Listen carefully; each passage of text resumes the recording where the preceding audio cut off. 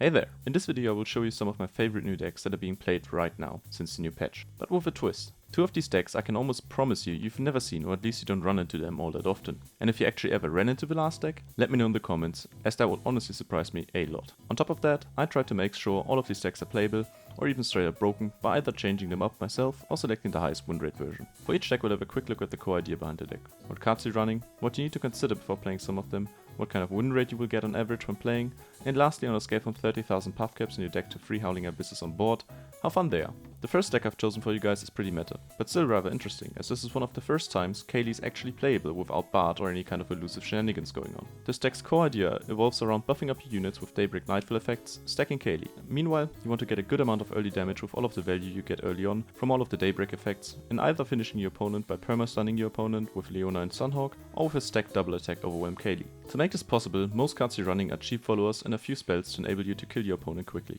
The main thing you need to consider while playing this deck is AoE removal, hard removal, and boards that are consistently getting more value than yours, such as Garen Jarvan. The win rate you can expect should be around 55%, at least at the time of making this video, and all in all this gets a rating of 2 out of 3 daylight stuns. Our second deck we'll have a look at is gonna be Seju Gwen. This deck is a variation of the by all beloved Red Gwen, but instead of making Gwen red, we trade some feisty tempo from Kata and switch it out with the brutal in-your-face overwhelm from Seju. The main idea with this deck is pretty simple. Damage your opponent as much as possible in the early, and either finish them with the value you get from Hallowed Gwen, potentially even with an overwhelm through the stand swap, or go for a brutal slaughter with a 15-6 Seju. To make this happen, we again run a good amount of early game followers, but instead of going for the full Hallowed, like with Red Gwen, we instead include some more Overwhelm, Spirits Unleashed and Ancient Yetis to finish your opponent. And no worries, if all else fails, Atrocity will always have your back. Your main enemy with this deck is going to be Lifesteal, Hard Removal and Stuns, stopping your attack in its tracks. Again, Atrocity will be able to help you out in those situations, but make sure you don't get denied or your units get recalled whenever you try that. Overall, this is a solid 70 out of 90 Frostbites, and generally a very refreshing way to play Gwen without changing everything you already know about her. Our third deck I will introduce to you is going to be Hecarim Lucian. With Lucian going down to 1 cost, this deck gained a lot more tempo, as you can level up Lucian as early as turn 2 to 4, depending on what you play. You can do that by either going with Shark Chariot or Haunted Relics, which really start shining once you get your Grand Palazzo down on board.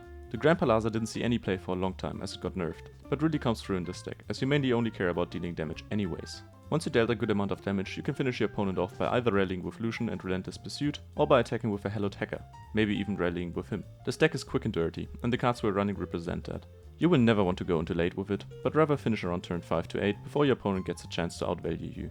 The main counters you need to be careful about is getting you rallies denied, your Lucian dying early to Vile Feast and Pokesticks, and RNG Jesus just not giving you any of the cards you need to make your combo happen, aka no landmarks or no Hecarim when you need them. Overall, this gets us solid, you only live once, especially if you're thermal rating, and even though this deck is not the easiest to pilot, I can only recommend it. Second to last is going to be any kind of upcoming Tristana deck. It doesn't really matter if you're running Tristana with Gnar, Nora or Teemo, the idea is all the same. Play as many multi-region followers as possible, stacking up your Tristana, and then either kill them with a gazillion impact damage from her, or if you have it in hand, Atrocity, as I've yet to come across any Nexus with more than 20 health. The main way you will achieve your W here is with the minion, as your girlfriend might leave you, but this fella never will, allowing you to continuously stack your Tristana and any cards that create more followers, such as Bendel City Mayor or Grandfather Fae. If you can't deal any damage over the course of the game, make sure to deal at least some mental damage with Aloof Travelers, and you're pretty much set. One of the biggest problems you might run into is going to be timing your Tristana. If you play her too early, she might just die to trades or removal. If you play her too late, you will be missing out on all of the impact. In the end, this gets a 0 breakups out of 3, which in my humble opinion is pretty good. Last but not least, the deck you all have been waiting for, drumroll please, Udyr Tarik. I'm still in the phase of refining this deck, and believe me, it's not the best deck you've ever played. But my win rate has been quite decent for 2 massively underrated champs. The main mechanic this deck plays around is a chunky Udyr and getting double the value from Tarik, as he copies any stand swaps you play onto Udyr or any of the followers you might have. This deck suffers mostly from the It's Freyed syndrome, aka you're missing a lot of AoE removal and hard removal, meaning any value you get is strictly limited to what you have on board. Even though you might be able to copy the deal 1 to alt spell with Tarik, getting some decent AoE, you never want to run into a Viego or the likes, as you will have a pretty bad time against them.